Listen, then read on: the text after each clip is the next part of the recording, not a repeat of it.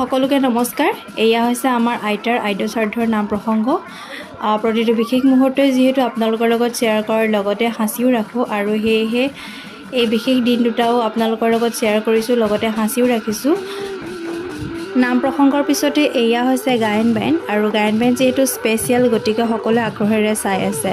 অৱশ্যে এই দুটা দিন 4 আৰু 5 জুলাইতে হৈ গৈছে, কিন্তু মোৰ এডিটিঙৰ লেট হোৱাৰ বাবেহে অকণমান দেৰি হৈছে ভিডিঅ'টো আপলোড দিয়াৰ।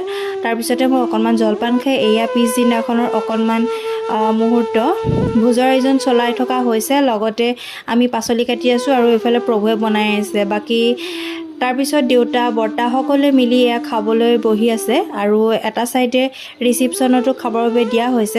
তাৰ পৰিৱেশটো আপোনালোকৰ লগত অকণমান শ্বেয়াৰ কৰিম বাৰু। এয়া ৰিচিপশ্যনত বাৰু আপোনালোক সকলোৱে আশীৰ্বাদ কৰিব, প্ৰাৰ্থনা কৰিব, আইতাৰ আত্মাই যেন চিৰশান্তি লাভ কৰক, তেওঁ য'তে আছে যেন কুশল থাকক। আজিলৈ